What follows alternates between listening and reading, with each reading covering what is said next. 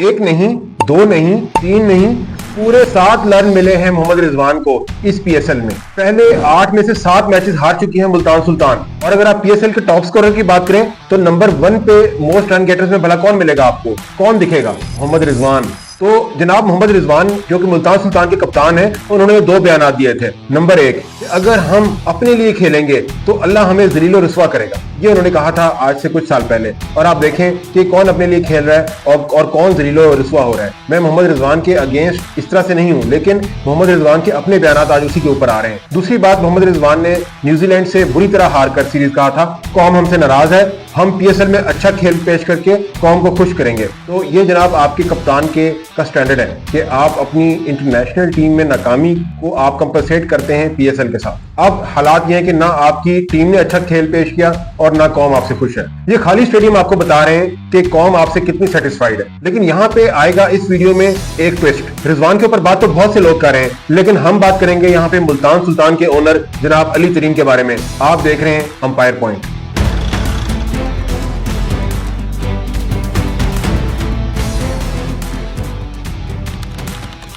Pakistani politician Jahangir तरीन के बेटे अली तरीन ने रिसेंटली काफी उल्टे सीधे बयान दिए हैं, और वो भी ओपन फोरम्स पे।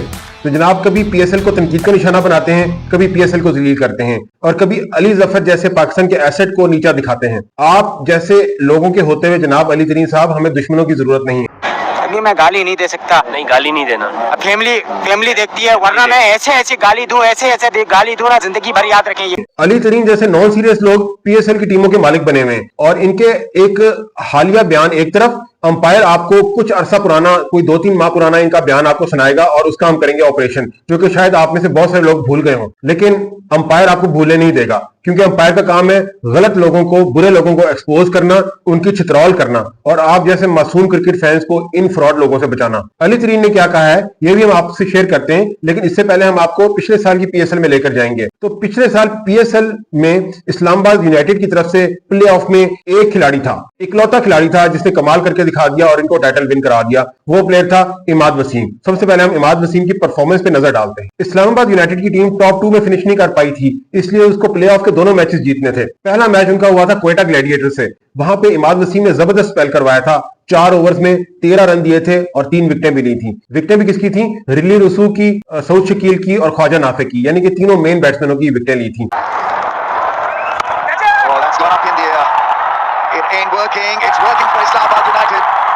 और मैन ऑफ द मैच उस मैच का इमाद वसीम था। उसके बाद जो दूसरा एलिमिनेटर हुआ था, उसमें पेशावर जल्मी के साथ इनका मैच हुआ था। 4 ओवर्स में सिर्फ 23 रन का जबरदस्त स्पेल करवाया था, इकोनॉमिकल। और उसके बाद जब बैटिंग आई तो मुश्किल वक्त में आए बैटिंग करने और 40 बॉल पे 59 रन बनाए।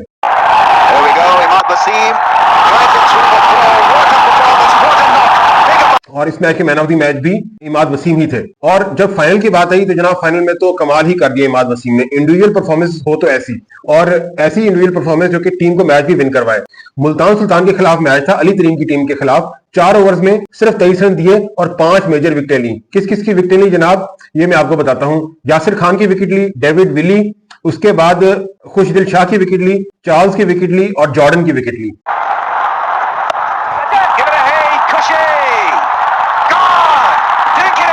सारी मेन विकेट लेने के बाद जब बैटिंग आई और एक वक्त में बहुत मुश्किल में थी इस्लामाबाद यूनाइटेड की टीम, वहां पे आके अनबीटन 19 रन बनाए 17 बॉलों पे और आखिरी एक क्रंच मैच विन करवाया इमाद वसीम ने। इस मैच का मैन ऑफ द मैच भी डेफिनेटली इमाद वसीम।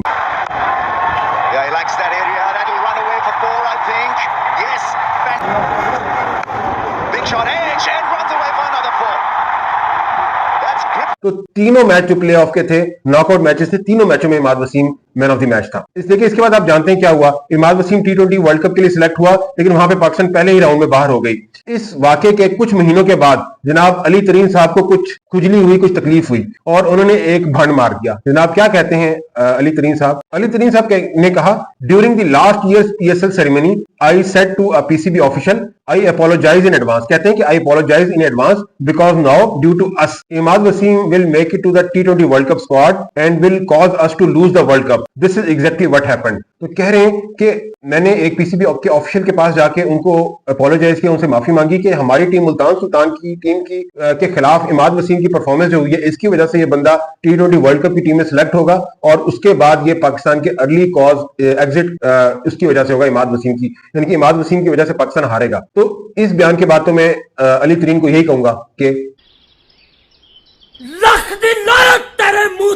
बड़ा जनाब नजूमी बन के अली तरीन साहब ने ये बात कही है, लेकिन सवाल यह है कि उसने वर्ल्ड कप के से फौरन पहले ये बात क्यों नहीं कही और पीएसएल के फौरन बाद ये बात कहता था कि हम मानते कि उसकी ये पेशेंट गोई है जो कि ठीक साबित हुई है। लेकिन उन्होंने ये बात वर्ल्ड कप के बाद की, मैच होने के बाद आप जो मर्जी प्रेडिक्ट कर देंगे मैंने मैच से पहले फलां बात कही थी, किसने देखा किसने सुना। तो ये उन्होंने इसलिए बाद में बात कही क्योंकि अली तरीन खान साहब ने ऐसा कुछ कहा ही नहीं था और ये झूठा इंसान है। इमाद वसीम ने सिर्फ मुल्तान सुल्तान के खिलाफ परफॉर्मेंस नहीं दिखाई जनाब, बल्कि जैसा कि मैंने आपको बताया प्ले ऑफ के तीनों मैचों का हीरो सिर्फ और सिर्फ इमाद वसीम था। तीनों मैचों में मैन ऑफ द मैच का अवार्ड लेके गया है और उसकी वापसी कौमी टीम में 100% डिजर्विंग थी। इमाद वसीम पर बोलने के बजाय क्या ये अच्छा होता कि आप पूरी कौम से माफी मांगते, क्योंकि 2024 के T20 वर्ल्ड कप में जिन खिलाड़ियों ने सबसे ज्यादा पाकिस्तान को नुकसान पहुंचाया वो कोई और नहीं बल्कि मुल्तान सुल्तान के अपने खिलाड़ी थे और ये अभी मैं आपको साबित करूंगा। ये 3 नमूने कौन थे जो कि मुल्तान सुल्तान के थे और सबसे बड़ी वजह बने पाकिस्तान के अर्ली एग्जिट की T20 वर्ल्ड कप 2024 की। जनाब number 1 Mohammad Rizwan, number 2 Usman Khan, number 3 Iftikhar Ahmed. अब मुल्तान सुल्तान के इन तीनों खिलाड़ियों ने जो गंदगी की है इस वर्ल्ड कप में हम वो आपको बताते हैं। पहला मैच था जनाब पाकिस्तान का यूएसए के खिलाफ। यूएसए जैसी टीम के खिलाफ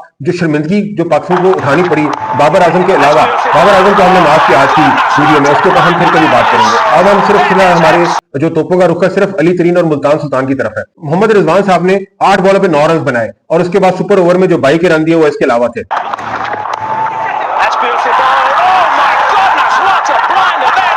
उस्मान खान 3 बॉलों पे 3 रन बनाकर आउट।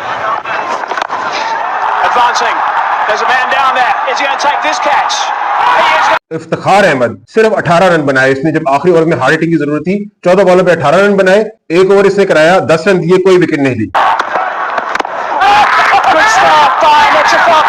उसके अलावा ये सुपर ओवर में भी जनाब इफ्तिखार अहमद को भेजा गया और बाबर आजम की जो गलतियां हैं कि वो उसे सुपर ओवर में इफ्तिखार को भेजा और फखर जमान को स्ट्राइक पे नहीं भेजा। ये इसके ऊपर हम सेपरेट वीडियो बनाएंगे तफसील से और 2024 के जितने भी कल्प्रेट हैं उन सबको एक्सपोज करेंगे। लेकिन फिलहाल आपको ये बता रहा हूं कि इफ्तिखार अहमद फिर उसके बाद सुपर ओवर में भी फ्लॉप हुआ। ये मुल्तान सुल्तान के खिलाड़ियों ने जो गंद किया था यूएसए के खिलाफ। इसके बाद हम बात करते हैं इंडिया वाले मैच की। इंडिया वाले मैच में मोहम्मद रिजवान साहब ने क्या महान इनिंग खेली थी जनाब। 44 गेंदों पे 31 रन। उसके बाद 44 गेंदों पे 31 रन बना के जब एक्सेलरेट करने का वक्त आया, जब इनिंग को साथ लेके आगे चलने का वक्त आया, एंड तक उसने मैच को फिनिश करके जाना था क्योंकि 44 बॉलें से कंज्यूम कर ली थी, तो वहां पे बुमराह की बॉल पे एक इंतहाई गैर जिम्मेदाराना शॉट मार के 31 रन बनाकर आउट हो गए।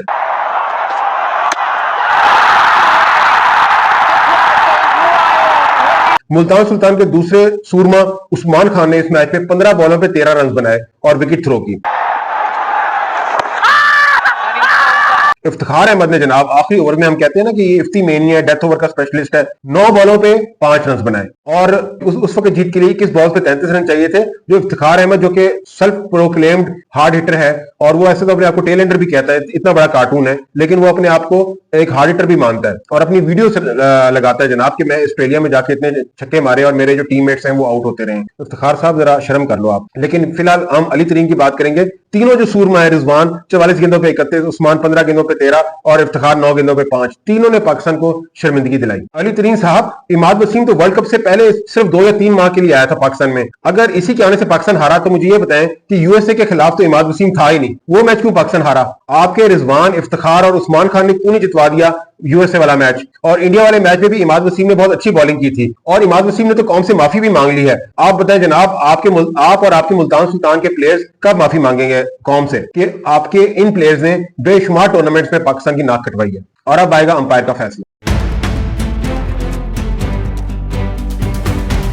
अंपायर का फैसला यही है कि पाकिस्तान की अवाम निहायत बेवकूफ और सादी है और बिल्कुल भेड़ की तरह है, मासूम भेड़ की तरह, और अली तरीन जैसे लोग भेड़िए हैं। इन जैसे लोगों ने और बाबर रिजवान की पीआर टीम्स ने लोगों के दिमागों में घुसा दिया है कि पाकिस्तान यूएसए से मोहम्मद आमिर के सुपर ओवर की वजह से हारा और इंडिया के खिलाफ इमाद वसीम की वजह से हारा, और बाबर आजम और रिजवान के गुनाहों को छुपा दिया जाता है। अंपायर इस टॉपिक पर तफसील से वीडियो भी बनाएगा और इन सब कल्प्रिट्स को हम लोग एक्सपोज करेंगे, जान नहीं छोड़ेंगे इनकी।